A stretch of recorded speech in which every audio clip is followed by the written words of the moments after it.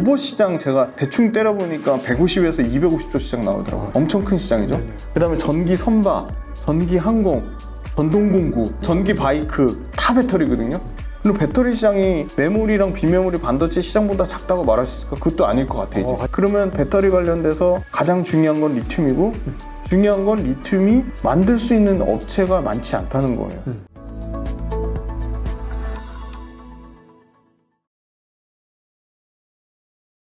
이 테슬라와 우리나라 배터리 업체의 관계도 슈퍼 의뢰 관계가 될 것이다 라고 말씀하시는 분들도 좀 들어봤는데 거기에 대해서 어떻게 생각하시나요? 저는 가능성 충분히 있다고 봐요. 가능성이 충분히 있다. 테슬라가 자체적으로 배터리 내재화한다고 한 지가 5년이 넘었거든요. 그쵸. 그게 너무 맞아요. 배터리 내재화가 안 됩니다. 그러니까 배터리는 진짜 큰 강점은 정밀화학 베이스거든요.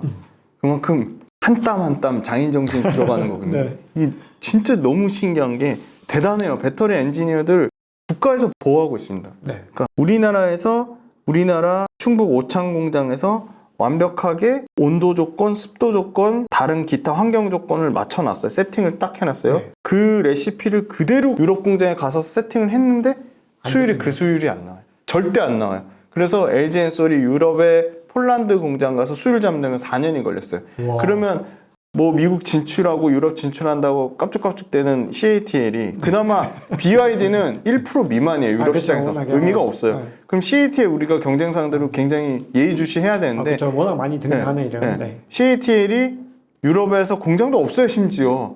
그런가요? 네, 중국에서 만들어서 그냥 유럽에 파는 거예요. 근데 그거 이제 못하게 하겠다는 거냐. 너네 너무 그렇죠. 싸. 때려 먹을 거야. 그래서 지금 유럽에서 CATL의 가격 경쟁력이 없어질 거란 얘기가 지금 그러네요. 상당히 현실감 있게 돌아오고 있거든요.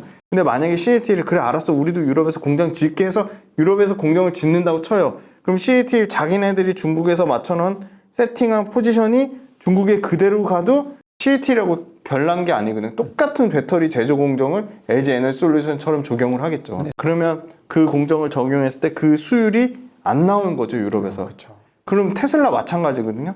테슬라도 지금 배터리 똑같이 만들다고 내재화하겠다고 했는데 안 나오는 거는 불량품이 너무 많이 생기고 그다음 가동률이 안 나오는 거예요. 그러니까 못하는 거 진짜 못하는 거예요. 못하는 거예요. 정말로 못하는 거네. 네. 그러니까 우리나라 LG 엔솔 거 배터리 쓰는 거고요. CATL 배터리 갖다 쓰는 거고 파나소닉 배터리 갖다 쓰는 그쵸. 거예요. 아니면 이것도 마찬가지예요. 그 일론 머스크 성격에 무조건 이거 내재화 하려고 하죠. 그럼요. 이거는 무조건 이미 5년 전부터 했던 얘기고 틈틈이 계속해서 나왔던 얘기들이 그리고 배터리 데이 때마다 어떻게 발전했는지 업그레이드 된 것들을 계속해서 굉장히 디테일한 자료로 제시를 했는데도 아직도 안 된다.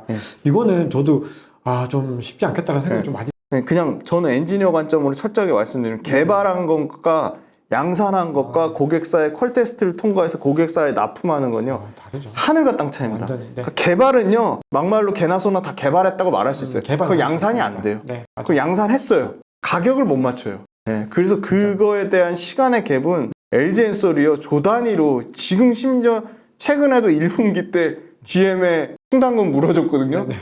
그것 때문에 LG 엔솔 1조 나올 매출이 7천억으로 꺾인 거거든요. 그러니까 그거를요 그 LG 구본무 회장님 대단하신 게 야 그거 손해봐도 되니까 계속 진행시켜 해서 진행돼서 여기까지 온 겁니다. 그러니까 4년을 시간을 또 갈아 넣었지만 돈도 갈아 넣으신 거죠. 네. 조 단위로. 근데 테슬라가 한다? 그 지금 우리나라 배터리 관련된 엔지니어 분들은 다 농담인지 모르겠지만 진짜 국정원에서 붙어서 그거를 관리해야 할 수 있어요. 근데 그 진짜 그래야 될 것 같아요. 네. 왜냐면 중국이 워낙에 또 첨단 그런 기술이라서. 많이 하고. 지금 말씀드리니까 이 반도체는 우리나라가 이미 강국이고 그리고 이미 그렇게 반도체 산업이 우리나라가 정점에 선 것 자체가 이미 수십 년이 된 건데 3, 40년이 된 건데 어떻게 보면 2차 전지는 지금 이제 태동하는 산업이어서 국가적으로 어떻게 보면 현 시점에서는 가장 중요하게 보고 바라봐야 될 산업이라는 생각이 드네요. 네. 테슬라가 하는 AI 소프트웨어, 그 다음에 데이터 플랫폼, 큰 틀에서 로봇, 디지털의 영역이잖아요. 네, 그렇죠. 근데 배터리는요, 철저하게 아날로그적인 감성을 가진 영역이거든요. 결이 다른 거예요. 그러니까 아무리 테슬라가 디지털적인 요소를 강조해서 야, 아날로그 그거 쉽게 되는 거야. 그게 아닌 거죠. 그러네요. 네. 이게 우리나라는 워낙 젓가락도 잘하고 이 손맛이 있잖아요. 네. 그 배터리가 잘할 수밖에 없는 게 이게 그 약간 구조적인 그런 요인이 있지 않을까. 네네. 그래서 북미에서는 인건비도 많이 드는데 생산 수율도 못 맞추고 가격도 비싸니까 점점 배터리는 말씀 주신 대로 이 국내 업체가 계속 글로벌 지위를 유지할 수밖에 없다. 근데 문제는 배터리 가격이 현실적으로 떨어져야지. 그 데이터가 있는데 1200GWh 이상이었는데 8년 전만 해도 휘발유 차량 소위 말하는 그리드 페리티 지점이 100GW거든요. 네. 근데 굉장히 많이 떨어져서 작년에 150GW까지 맞췄어요. 네네. 원가를. 네. 그 150GW 정도 맞췄는데 최근 데이터는 98불까지 일시적으로 떨어졌다고 하더라고요. 네. 그 얘기는 충분히 100불 밑으로 낮출 수 있는 거죠. 그러면 2년, 3년 이상 탔을 때 손익분기점을 넘는 걸 떠나서 그냥 딱 사는 시점부터 그냥 전기차가 싼 거예요. 100GWh를 네. 기준으로 하면 배터리가. 네. 근데 그거가 가능해지면 LG에너지솔루션이나 국내 완성차 업체는 Q는 엄청나게 늘어나는데 P가 급격하게 떨어지니까 네. 그걸 얼마나 마진율을 보호하는 거에 차에 따라 더 LG에너지솔루션이 더 장기적으로 영속적으로 성장하느냐 그 차이가 있겠죠. 근데 제가 또 말씀드리니까 너무 많은 또 생각들을 하게 되고 네. 너무 흥미롭게 지금 듣고 있는데 제가 감사합니다. 그 어떻게 보면 이 테슬라라는 회사가 처음에 이 일론 머스크가 뭐 엑스닷컴 같은 그런 인터넷 은행을 하다가 어떻게 보면 페이팔로 변경이 되고 디지털 산업 기반에만 있다가 전기차 산업을 한다고 했을 때 많은 사람들이 굉장히 많이 무시했죠. 저도 허풍쟁이 했는데 네네.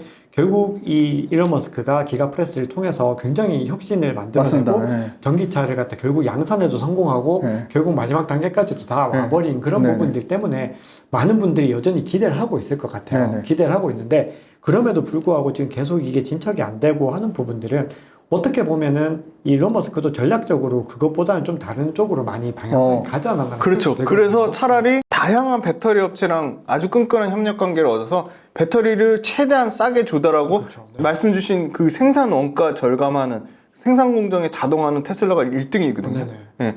그 생산 공정 자동화에도 로봇이 엄청나게 필요합니다. 아까 그럼요. 그 부분을 간과해서 말씀을 못 드렸는데 AI 로봇 가기 전에 테슬라가 공정용 로봇에 엄청나게 캐파를 늘릴 수 있고 네. 그 공정용 로봇만 커지는 게 아니라 그것 통해서 계속 테슬라가 가진 생산 공정은 엄청나게 원가 절감이 될 겁니다. 그러면 그런 측면으로 보면은 또 경쟁력이 있는 거죠. 네, 와, 진짜 너무 흥미로운 말씀 너무 감사합니다. 정말 새로운 것들 너무 많이 알게 된 것 같아서 감사합니다. 너무 감사합니다. 그럼 제가 이제 시간 많이 지났으니까 네네. 2차 전지를 이제 네네. 뒤에 마지막으로 해야 되니까 네네. 테슬라와 어떤 2차 전지와의 관계성에 대해서 딱 두 가지 정도만 더 여쭙고 네네네네. 이제 넘어가겠습니다. 네네. 이 테슬라가 이 포드랑 제너럴 모터스에다가 이 네. 슈퍼차저 네트워크를 개방하기로 했습니다. 네네네. 결국 이 회사들이 전부 다 네. 좋아, 우리 테슬라 규격을 따라주겠어. 약간 이런 어떤 포지션 변경을 했고 네. 거기에 리비안 같은 전기차 업체들도 합류를 했습니다. 네네. 자, 그렇게 되면 어쨌든 테슬라의 슈퍼차저가 북미 시장에서 굉장히 큰 영향력을 발휘하게 되고 거기에 따라서 유럽도 이 북미 시장에 또 진출을 해야 되니까 그런 규격들을 따르게 되지 않을까라는 이야기들이 나오는데 자, 이 부분은 대표님 어떻게 보시나요? 그리고 테슬라가 엄청 잘하고 있는 거죠. 네. 그러니까 뭐가 전기차 인프라 관련돼서 뭐가 중요한지 딱 핵심을 아는 거고요. 네네. 전기차를 망설인 이유가 크게 5가지가 있는데 탑3만 말씀드리면 첫 번째가 싸지 않다는 거야. 그치, 아직도. 일단 가격이 비싸다. 가격이 싼 거. 네. 두 번째 야 충전할 데가 없어. 그게 제일 중요한 인프라가 거죠, 너무 안 좋아 네. 사실. 근데 가격은 비싸게 사는 사람만 있는 게 아니잖아요. 그러니까 네, 가격은 저렴한 자동차도 있는데. 저렴한 전기차도 있고 저렴한 전기차 더 많아질 거고 가격정 안 받는 분들이 있잖아요. 아, 그쵸. 차를 어느 정도 구매한다는 거는 경제력이 있는 분들이잖아요. 이거는 휘발유차 대비 비싸다는 거예요. 상대적인 개념 이건 금방 없어질 거고 네. 2등이 중요한데 충전이 너무 안 좋다는 거죠. 네, 맞습니다. 네. 시간도 많이 걸리고 네, 시간도 많이 찾기도 걸리고 어렵고, 찾기도 어렵고. 불편하다. 그럼 그거 인프라를 정부에서 육성하든지 자체적으로 개발해야 되는데 그 자체적으로 개발하는 거를 테슬라가 엄청나게 잘하고 있는 거죠. 그래서 그거를 선두권으로 치고 갈 거고 많은 완성차 업체들이 말씀 주신 대로 이미 테슬라 슈퍼차저를 이용하겠다고 하는 거는 기술적인 거나 테슬라가 가진 인프라나 이런 게 그냥 압도적으로 선두권으로 인정하는 측면인 거고 네. 현대기아차가 우리는 테슬라 체제 이용 안 하고 하겠다고 했지만 그렇게 얘기했습니다. 그렇게 계획했지만 그게 과연 뭐 현실적인 부분에 있어서 상당히 저항을 받을 것 같고 네네. 어떻게 보면 약간은 그것도 이제 언론 플레이에도 조금 더 가까울 수도 그런 게 있을 수 있겠다라는 있죠. 생각이 네, 좀 네, 들더라고요. 왜냐하면 현대기아차가 어쨌든 지금 전기차 시장에서 테슬라와 굉장히 중요한 잘하고 지금 있습니다, 지금. 상황에 네. 놓여 있는 네, 거라는 네, 네. 그건 이제 통계로 나오는 거니까. 네네. 그리고 국내뿐만이 아니라 글로벌 시장에서 통계로 나오고 있다고 하는 거는 굉장히 지금 어떻게 보면은 휘발유 차량에서는 그렇게까지 글로벌 시장의 점유율이 이렇게까지 안 됐었는데 오히려 전기차 시장에서는 더 많이 늘려보겠다라는 그런 것들이 좀 보이거든요. 네네네. 자, 그러면 이제 마지막 질문. 요거는 어떻게 보면 대표님 좀 난감하신 질문일 수도 있는데, 대표님께서 워낙에 지금 테슬라와 2차 전지에 대한 많은 사이트를 주셔서 마지막으로 꼭 이런 질문을 좀 드려보고 싶습니다. 자, 테슬라와 국내 2차 전지 주식 중에서 네. 만약에 장기 투자를 가져가신다면 네네. 둘 중에서 이렇게 어떤 거를 선택하실 것 같으신가요? 선택의 문제로 하나만 골라야 된다고 하지 않고 저는 비중 조절을 하는 게 좋지 않을까. 지금의 관점에서는 테슬라의 성장성이랑 원자재단의 포스코홀딩스의 성장성을 봤을 때는 포스코홀딩스가 저는 성장성이 현 시점에서 네. 그냥 저는 워낙 국내 2차 전지에 대한 어떻게 보면 국뽕일 수 있습니다. 그걸 좀 감안하고 들어주시고, 테슬라에 대해서 여러 가지 안정성 문제도 많은 논란이 됐는데 뭐 감추려는 부분, 그리고 기본적으로 테슬라 일론 머스크를 신뢰도의 문제도 저는 퀘스천 마크예요, 사실. 네네.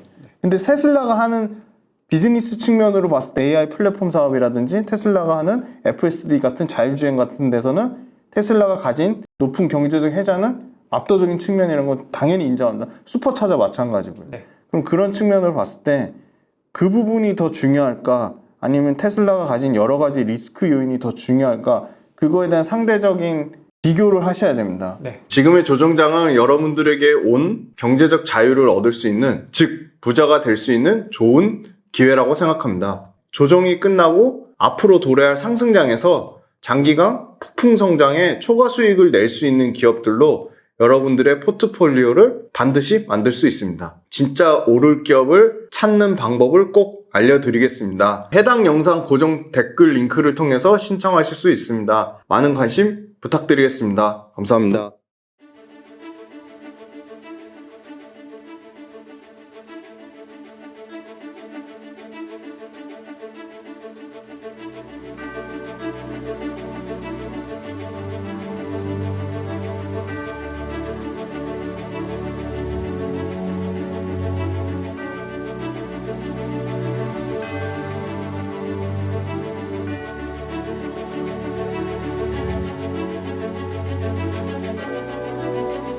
그 다음에 포스코홀딩스가 가진 그 전기차 시장이 엄청나게 커질 건데, 전기차만 커지는 건 아니에요. 전기차가 커지면 전기차의 약 30에서 40%가 ESS 에너지 저장 장치입니다. 네네, 맞습니다. 네. 이게 약 300조 시장이거든요.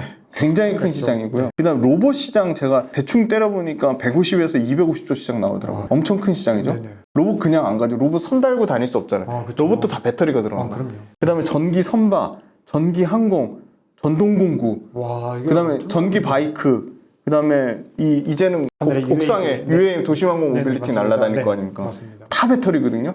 그럼 배터리 시장이 메모리랑 비메모리 반도체 시장보다 작다고 말할 수 있을까? 그것도 아닐 것 같아, 이제. 아닐 것 같습니다. 점점 시장이 커지면. 네네. 그러면 배터리 관련돼서 가장 중요한 건 리튬이고, 중요한 건 리튬이 만들 수 있는 업체가 많지 않다는 거예요. 물론 테슬라가 하는 AI 이 플랫폼 관련돼서도 만들 수 있는 업체가 경쟁력이 있는 데는 많다고 할 수 없겠지만, 그럼 테슬라가 하는 AI 플랫폼에 뛰어드는 회사들이 더 많을까? 아니면 포스코홀딩스가 하는 리튬 사업에 뛰어드는 회사가 많을까? 포스코홀딩스의 리튬 사업에 뛰어드는 회사가 저는 훨씬 적을 거라고 봅니다. 네네, 맞습니다. 그 이유는 리튬 사업을 뛰어든다 쳐도 기본적으로 AI 플랫폼이나 FSD를 만들어내는 거는 인재가 만들어내는 거잖아요. 네. 그러니까 인재를 어떻게든 비싸게 데리고 오든 어떤 형태로 하면 그 시간의 격차를 상당히 줄일 수 있을 것 같은데, 네. 리튬을 광산에서 갖고 오는데 최소 일단 2, 3년이 걸리고요. 그거를 재련하고 가공으로 양품으로 만드는데 또 최소 2, 3년이 걸리고, 네. 그 다음에 거기서 고객사가 오케이 너네 리튬 쓸게 컬테스트 통과해서 최종 양산하는데 또 2개월이 걸리거든요. 그래서 이건 제 얘기가 아니고 글로벌 에너지 컨설팅하는 업체에서, 야 중국에서 뭐 탄산리튬 아무리 싸게 만들어도 공급가임 오는 건 일시적일 거야. 네. 왜냐면 리튬 신규 업체가 들어오는데 너무 시간이 오래 걸려. 최소 8년에서 10년이야. 그럼 기존 리튬 업체들이 다 먹을 거야. 근데 기존 리튬 업체가 지금 엄청나게 포지션을 높게 가지고 있는 리튬 삼각지대, 칠레, 볼리비아, 아르헨티나. 근데 아르헨티나는 지금 경제가 엉망이 돼가지고 아르헨티나만 리튬 관련된 프로젝트가 30개가 넘습니다. 그만큼 엄청 개방적인데요. 칠레나 볼리비아는 이미 진출한 업체도 야 너네 안 돼, 우리 국유화할 거야 막고 있거든요. 칠레는 심지어 자국 업체인 SQM한테도 제재를 가할 정도로 굉장히 아르헨티나처럼 프로젝트가 엄청 해서 막 폭풍 양산하는 거에 되게 부정적이에요. 공급이 그렇게 쉽게 늘어나진 않을 거죠. 그러면 소수 업체가 독점할 텐데 자, AI 플랫폼 쪽을 잘하고 있는 테슬라랑 휴머노이드 로봇을 잘하고 있는 테슬라의 독점력이 더 클까? 지금 그 포스코홀딩스가 하는 리튬의 독점력이 클까?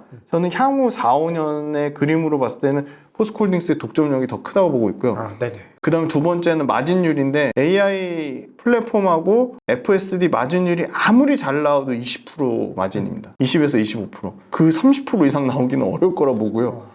되게 저 엄청 긍정적으로 얘기하려고 높게 잡은 네네. 거고. 와, 무슨 말씀인지 잘 알겠습니다. 포스코홀딩스가 가진 리튬의 마진은 아르헨티나 염호에서 나오는 리튬 마진이 평균 70에서 85%고요. 네. 포스코홀딩스 광석에서 나오는 리튬 마진이 30에서 55%입니다. 그러면 그걸 평균 딱 내보면 마진이 70% 마진이 나는 거죠. 네. 주가는 결국 기업의 이익이 결정하는데 그렇죠. 테슬라의 이익이 높을 거냐 포스코의 이익이 높을 거냐 마진율에서 게임이 안 됩니다. 네. 그런 측면이 있고 그러면 그 다음에 이제 고객사인데요. 테슬라가 가진 글로벌 고객사랑 포스코홀딩스가 이제 리튬을 만들어서 포스코 퓨처엠으로 납품하는데 포스코 퓨처엠이 2030년 기준으로 100만 톤 양산하겠다고 했거든요. 네. 그게 현실적으로 만약에 가능하다고 치면 포스코 퓨처엠이 가진 양극재의 글로벌 1등이 됩니다.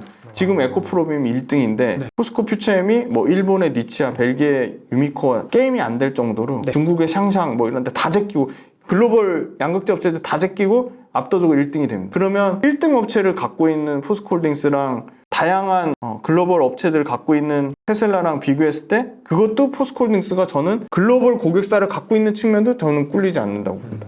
그래서 3년에서 5년은 포스코홀딩스 네. 더 긴 호흡으로 AI랑 휴머노이드 로봇 상용화되고 FSD로 깔리면 그런 측면으로는 테슬라. 그래서 지금 2, 3년을 보고 투자하기에는 포스코홀딩스가 뭐 비중 뭐 6대 뭐 테슬라 4.